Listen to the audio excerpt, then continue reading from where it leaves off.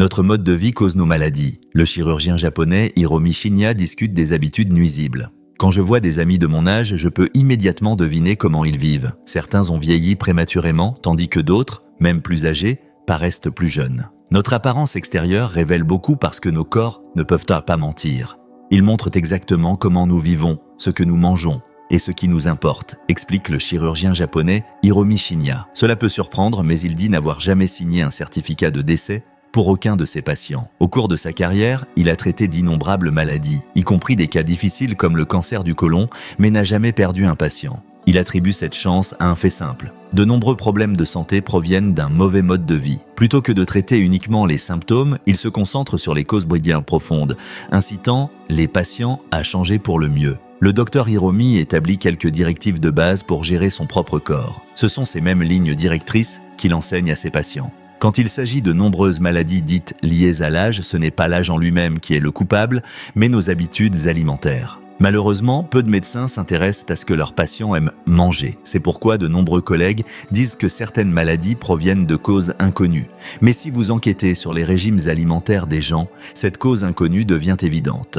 Le docteur Hiromi dit croire que notre santé dépend largement des aliments que nous choisissons. Chaque jour, nous faisons un choix entre de mauvais et de bons aliments. Et ce choix a souvent des effets graves sur notre santé.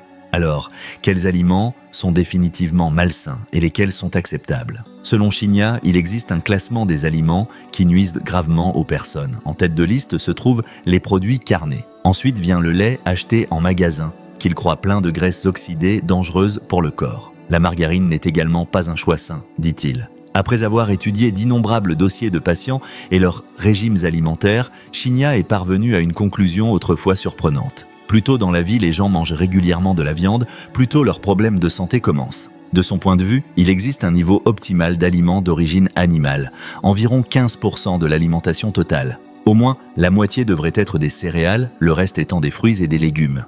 Il appelle également à une consommation quotidienne de céréales. Il dit que les aliments crus apportent des avantages supplémentaires, tandis que les aliments frits sont les plus dangereux de tous. Les gens devraient réduire drastiquement les articles frits s'ils souhaitent rester en bonne santé, et les éliminer complètement s'ils sont déjà malades. Si vous mangez quelque chose de frit, mâchez-le bien afin qu'il soit bien enrobé de salive, allégeant ainsi le fardeau des graisses trans sur le corps. Pour boire, le docteur Hiromi recommande uniquement des tisanes et de l'océloplate, consommées au moins 30 minutes avant un repas pour éviter de perturber la digestion.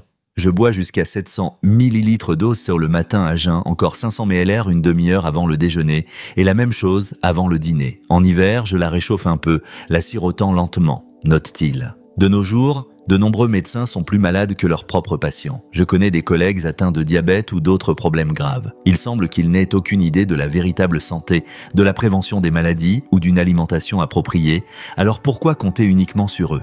C'est pourquoi je vous conseille de prendre la responsabilité de votre propre vie, clarifie le docteur Hiromi. La protection contre les maladies mortelles, en plus d'une mauvaise alimentation, toute une gamme d'émotions négatives peut nuire à la santé. Le véritable soin de soi, selon Shinya, implique non seulement de nourrir le corps, mais aussi d'adopter une vision de la vie saine et positive. Prescrire simplement le bon traitement n'est pas suffisant pour guérir. Restaurer l'espoir de quelqu'un est plus important. Il explique que de nombreuses fois, Shinya a vu des patients se rétablir une fois qu'ils ont trouvé un nouveau but dans la vie. Ce sens renouvelé de la direction déclenche un regain d'énergie, qui peut même aider à repousser une maladie grave. Shinya croit que le stress et le désespoir peuvent perturber une bonne digestion. Une personne constamment anxieuse voit souvent ses habitudes alimentaires s'aggraver, conduisant à encore plus d'inflammation. D'un autre côté, un état d'esprit calme ou plein d'espoir tend à aider le corps à décomposer les aliments plus efficacement, empêchant les toxines nocives de s'accumuler. Cet équilibre entre les émotions positives et une bonne nutrition forme l'épine dorsale de l'approche de Shinya. La santé physique est indissociable du bien-être mental. Crucialement, on peut découvrir des objectifs de vie à tout âge. La plupart des gens ne tirent jamais pleinement parti de leur potentiel. Pourtant, ce potentiel est illimité. Une fois que quelqu'un commence à le débloquer, il peut rebondir au bord du gouffre, non seulement propulsé par l'enthousiasme, mais aussi pleinement soutenu par son corps. Il existe de nombreuses façons de découvrir votre potentiel. L'une des plus puissantes est l'amour, explique Shinya. La source de la santé et du bonheur est l'amour. Certains pourraient dire « Pourquoi se donner la peine de changer puisque nous sommes tous en route vers la mort dès notre naissance ?» Pourtant, nous pouvons parcourir ce chemin à des vitesses différentes. Certains qui négligent leur bien-être meurent dans leur cinquantaine, tandis que d'autres se ménagent, vivant bien au-delà de 100 ans. Pour ce faire, vous devez prendre soin de vos besoins physiques et spirituels tout en profitant de la vie avec les personnes que vous chérissez. L'amour, que ce soit pour les parents et les enfants, les partenaires ou les petits-enfants, ne fait aucune différence. L'amour améliore la vie. En tant que médecin, je vois que l'amour déclenche des changements positifs dans le corps humain. Si un patient aspire à voir ses enfants et petits-enfants grandir, sa maladie recule souvent. Shinya dit « le lien surprenant entre votre intestin et une longue vie ». Beaucoup de gens disent que la plupart des maladies commencent dans votre intestin. Cela pourrait sembler exagéré, mais ces dernières années, les scientifiques ont découvert des faits remarquables sur l'intestin humain. D'innombrables médecins dans le monde entier relient désormais la longévité à la santé intestinale, croyant que le secret pour vivre une vie longue et active se trouve là, dans votre système digestif. Un exemple éclatant est le docteur japonais Shigaki Inohara, qui a vécu jusqu'à l'impressionnant âge de 105 ans. Non seulement il a atteint ce jalon, mais il a continué à traiter des patients même après avoir atteint 100 ans.